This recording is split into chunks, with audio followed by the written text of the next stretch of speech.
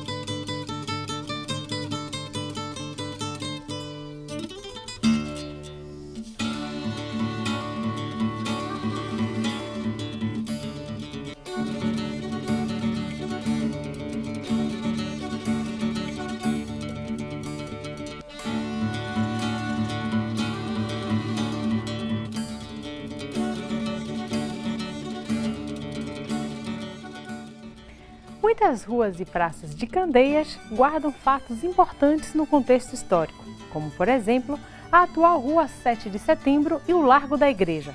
Veja por quê.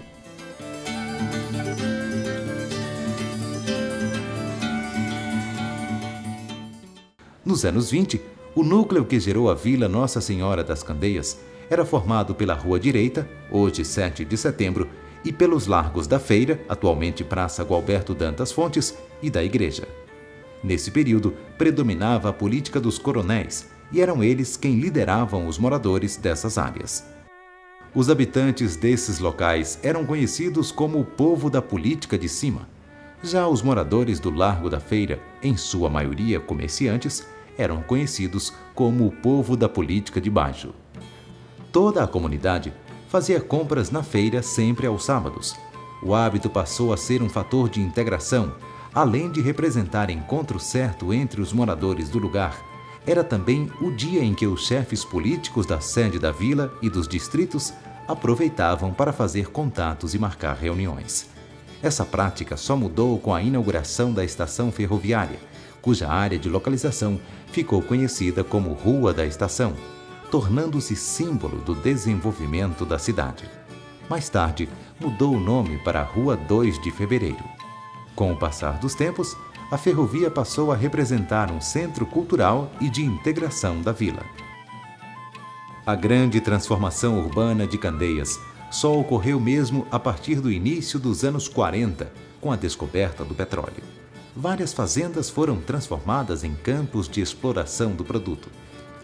Com a chegada de verdadeiros exércitos de trabalhadores, surgiram os primeiros agrupamentos urbanos em áreas afastadas dos largos da Feira e da Igreja. A fazenda Malembá foi um dos locais povoados pelos novos habitantes da vila. Uma outra fazenda, a Santo Antônio, também foi transformada em área de habitação, sendo totalmente loteada para a construção de casas dos operários do Conselho Nacional de Petróleo. Ainda naquela época, surgiram diversas outras localidades que foram aos poucos formando o município de Candeias.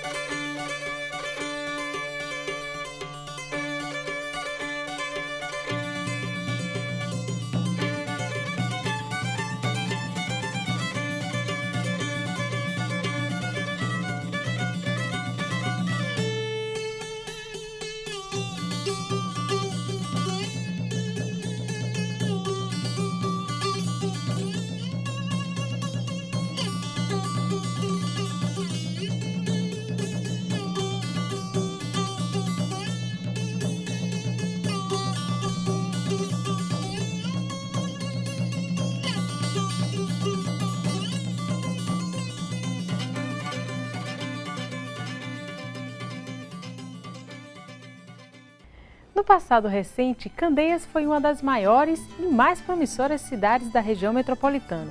Veja por quê. Depois de emancipado, em 1958, o município de Candeias tornou-se uma das maiores, se não a maior cidade da região. A emancipação do município contribuiu muito porque trouxe recursos para o município. O comércio interligou o Largo da Feira ao Triângulo, ganhando caráter regional. Comerciantes de todo o Recôncavo aproveitaram a expansão econômica para comercializar diferentes tipos de produtos. A partir desse período, o desenvolvimento de Candeias acelerou e o município cresceu desordenadamente, gerando muitos problemas sociais. Era uma Candeias de uma rua só. Era uma Candeias com uma população mínima, pequenina. E essa Candeias, depois do petróleo, portanto, depois que se implantou a industrialização com a criação da refinaria de Mataripe, Candeias sofreu uma transformação profunda. E todo o progresso que se tem se deve ao petróleo. Na década de 70, ganhou seu primeiro bairro planejado com ruas pavimentadas.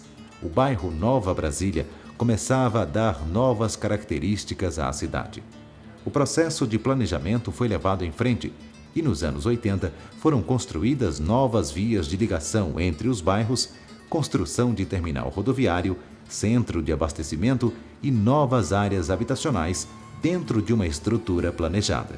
Hoje, Candeias tende a se expandir em direção aos limites da vizinha cidade de São Sebastião do Passé.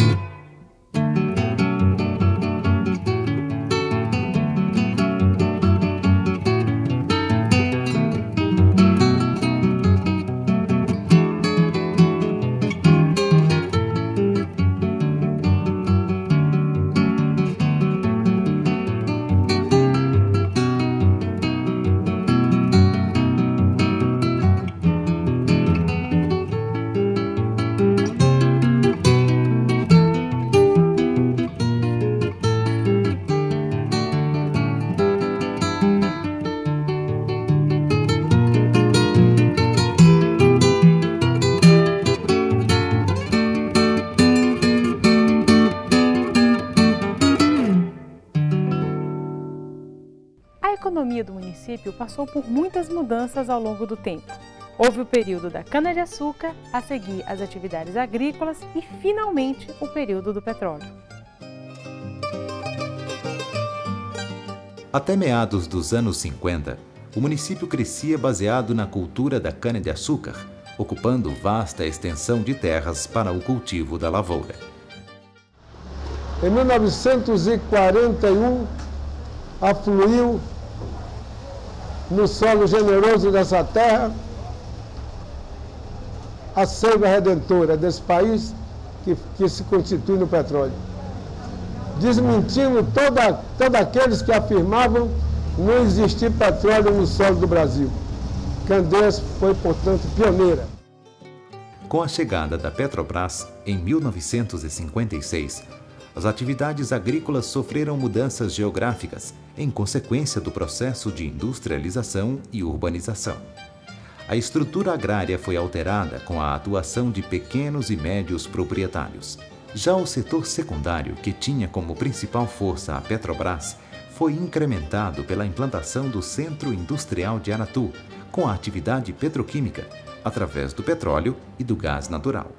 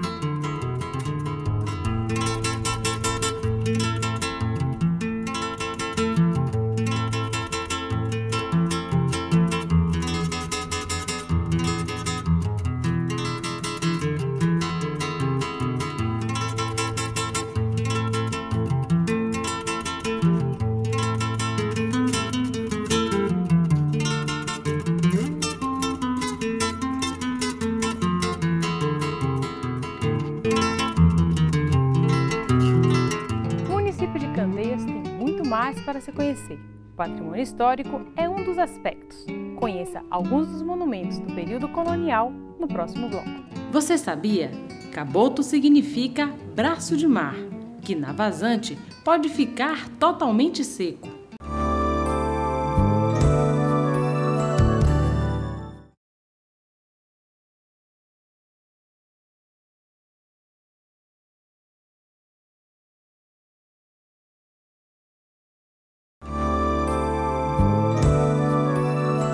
Fique por dentro.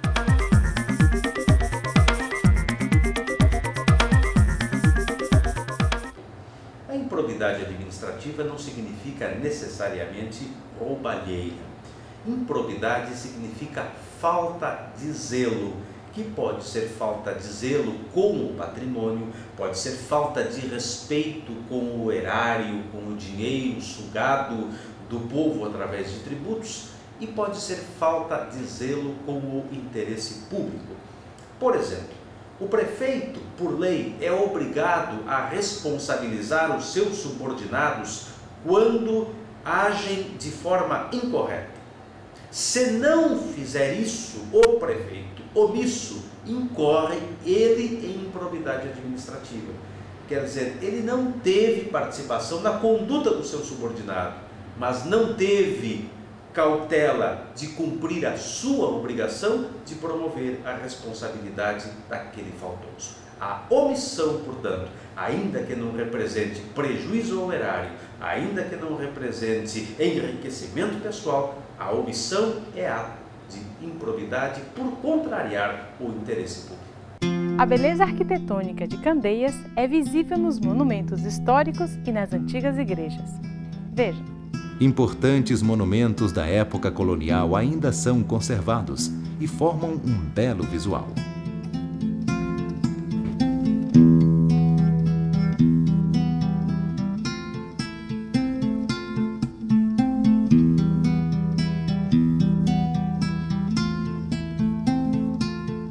Na sede do município, existem edificações históricas importantes, também preservadas.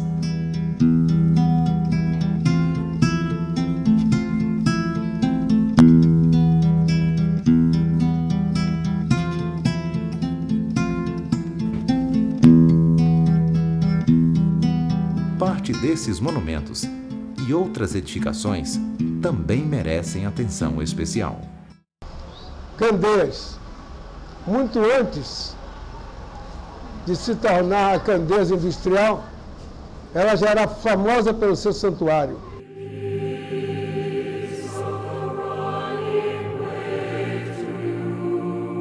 São muitas as igrejas encontradas em vários pontos da cidade. A principal delas é a de Nossa Senhora das Candeias, construída no final do século XVIII. Apesar de no mesmo local existir uma capela de 1641, construída pelos jesuítas, a igreja de Nossa Senhora das Candeias é considerada a mais importante.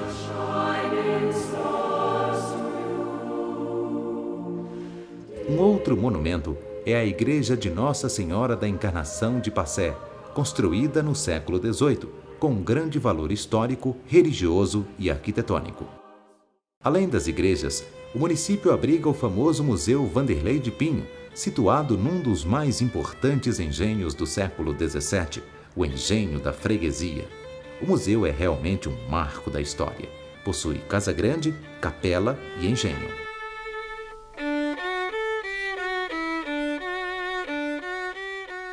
Candeias não é apenas trabalho e belos monumentos. O município também tem manifestações culturais de um povo que preserva suas raízes. Como parte integrante do Recôncavo Baiano, região de grandes manifestações culturais originárias do período colonial, Candeias possui um importante legado cultural, envolvendo as tradições africanas e elementos da cultura portuguesa e indígena. A relação econômica social favorecida pelos engenhos e, posteriormente, a política dos coronéis contribuíram para o conjunto de manifestações culturais.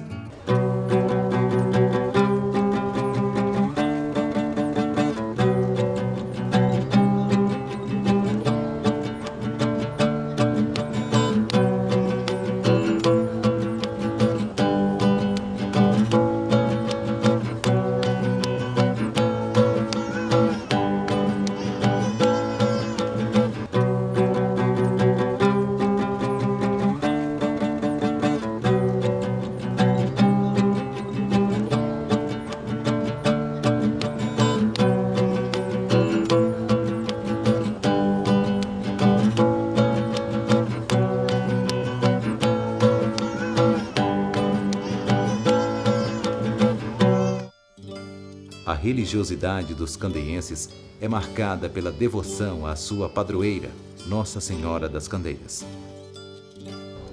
A importância de Candeias está, sobretudo, nos milagres de que era revestida. Os milagres se sucediam, o santuário granjeou reputação nacional. A fama, as lendas, tudo isso se desenrolaram nessa cidade de Candeias, atraindo romeiro de todos os recantos da Bahia e do próprio país.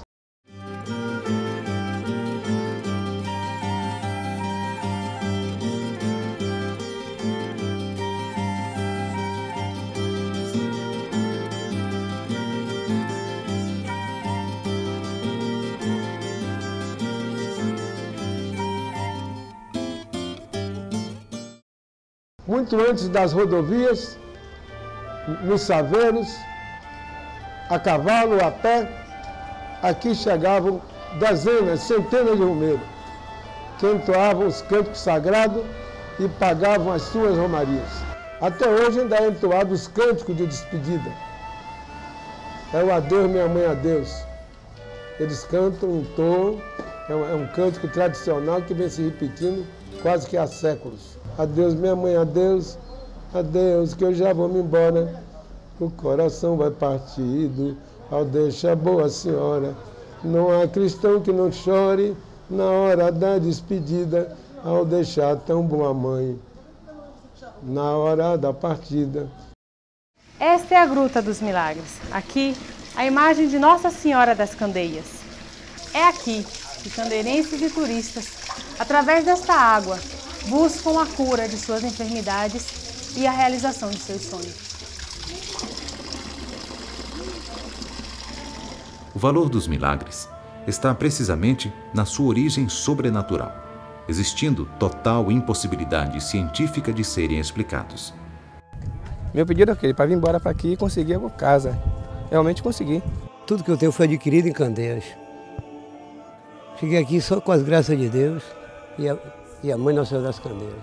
Fiéis e turistas encontram nas barraquinhas que antecedem a Gruta dos Milagres diversos artigos religiosos para pagamento de promessa e lembrança do lugar.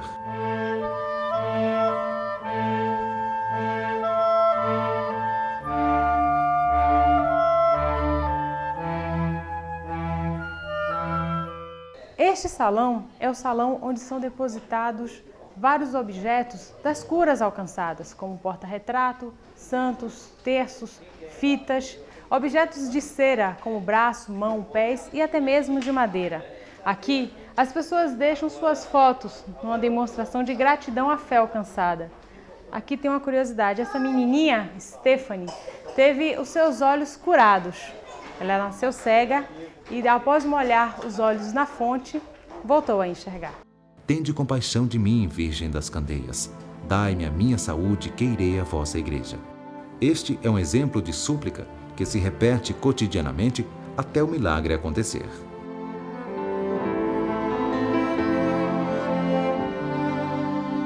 Virgem das Candeias, celeste rainha, neste mar de angústia, sede estrela minha, sede estrela minha.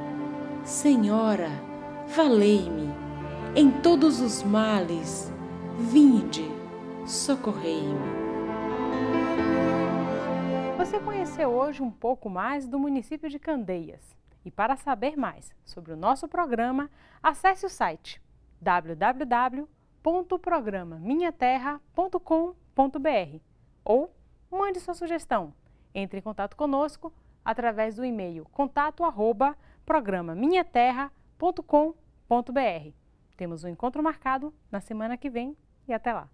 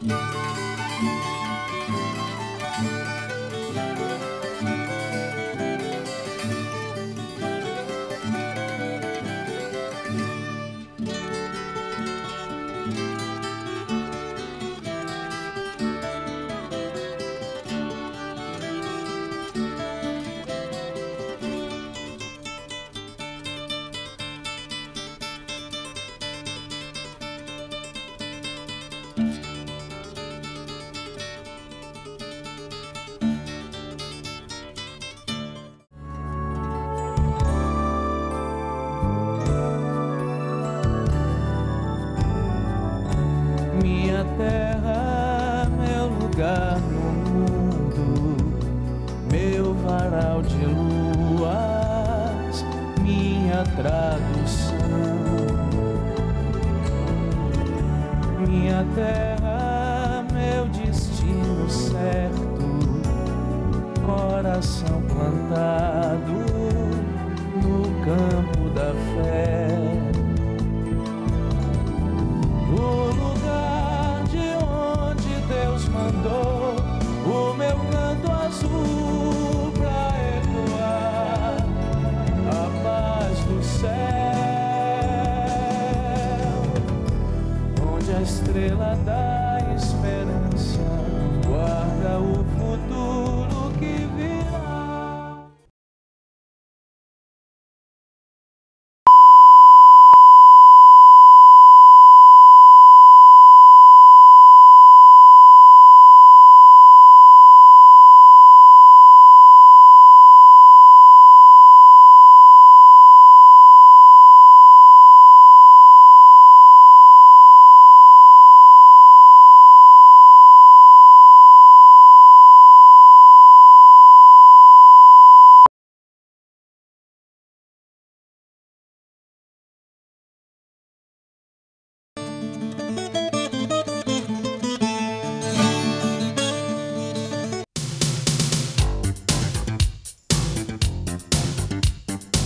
A cultura popular que se manifesta em cada cidade prepondera.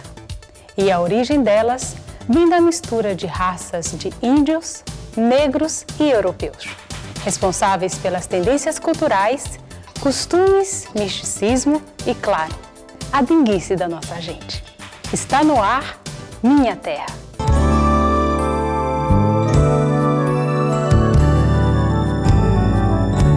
Minha terra, meu lugar no mundo, meu varal de luas, minha tradução. Minha terra, meu destino certo, coração plantado no campo da fé. O lugar de onde Deus mandou o meu canto azul pra ecoar a paz do céu, onde a estrela da esperança guarda o futuro que virá.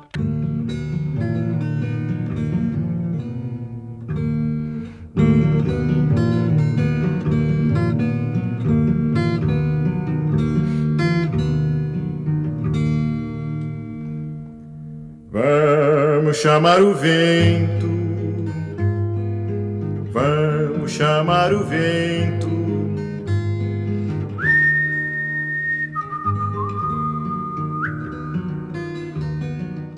Tudo começou há um longo tempo atrás, quando as caravelas cruzaram os mares e um grito marcou o início da colonização de um país tropical.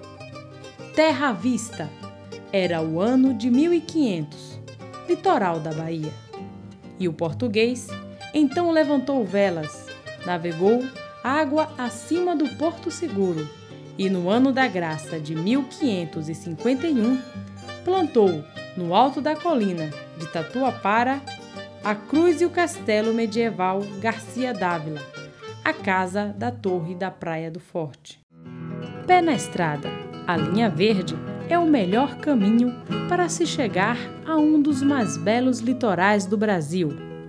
Em Mata de São João, a natureza caprichou. A Praia do Forte e o Projeto Tamar, de proteção das tartarugas marinhas, são conhecidos em todo o mundo. O encanto das águas de Embaçaí e a extensão de 14 quilômetros de praias paradisíacas fazem desta orla um autêntico paraíso tropical.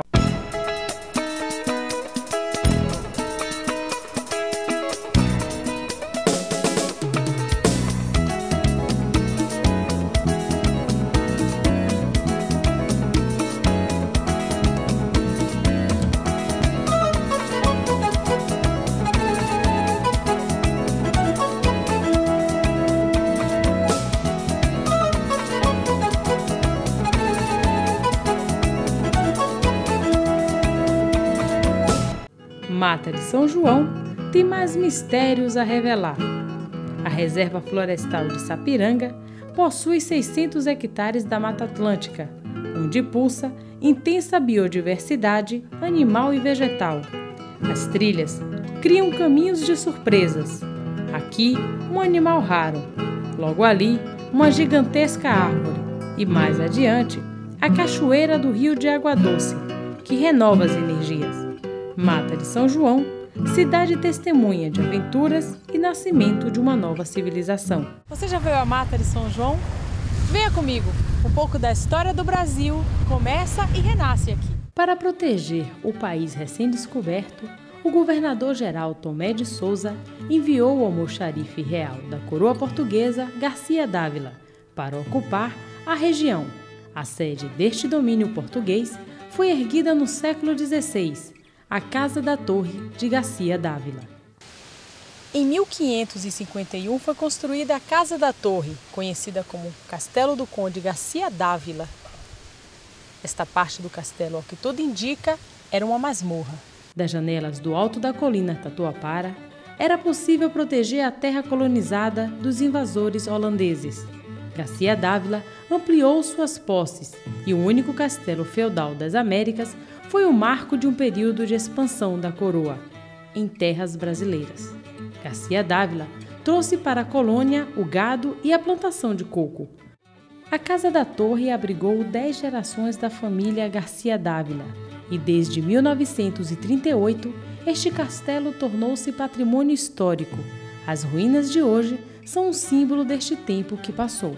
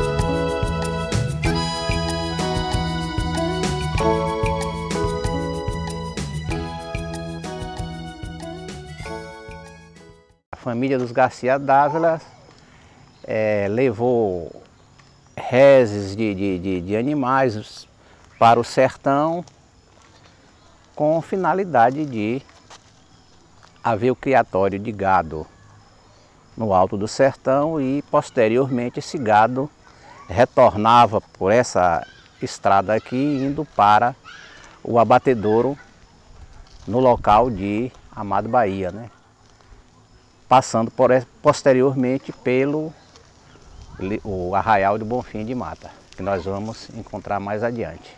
Aqui, nesse local, encerra o povoamento do Bonfim de Mata e segue a Estrada das Boiadas, que vai até ao passar pela igreja do Bonfim de Mata, com destino a Amado Bahia, que tem o matadouro, ou seja, o gado que vinha do sertão e com destino a Salvador era abatido em Amado Bahia.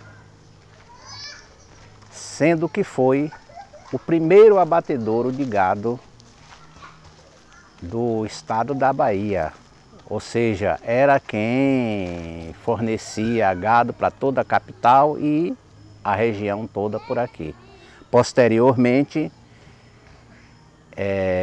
passou então a Feira do Gado ser em Feira de Santana. Existe anualmente procissão do Bonfim, da Igreja do Bonfim de Mata até aqui, né?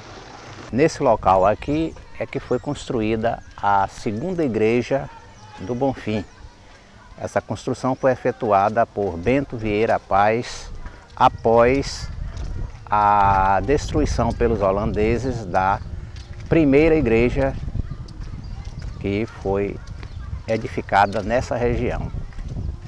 A finalidade era dupla, como igreja e, ao mesmo tempo, servia de vigia para a comunicação ao município de Salvador com o ataque dos holandeses. No alto da primeira igreja, eles construíam um platô e em cima acendiam fogueira que fazia a comunicação de Praia do Forte para a torre aqui do Bonfim de Mata. Em seguida ia para Abrantes. E uma gente feliz plantou raízes em Mata de São João.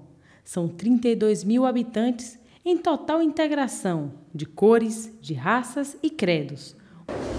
Ó Deus, que a comunhão nessa Eucaristia renove a nossa vida.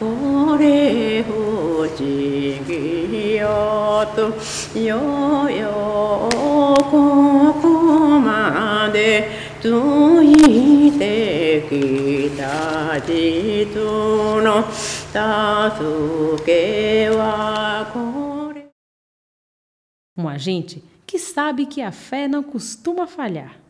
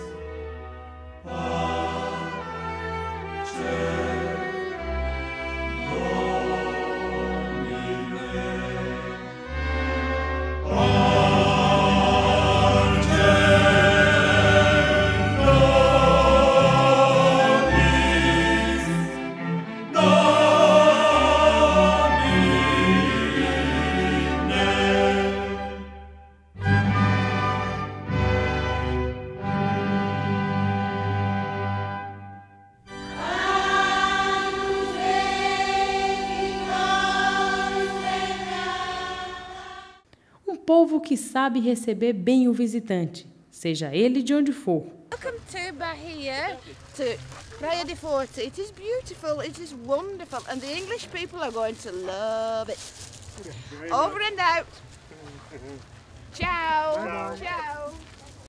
Uma cidade tranquila, cercada de lazer por todos os lados.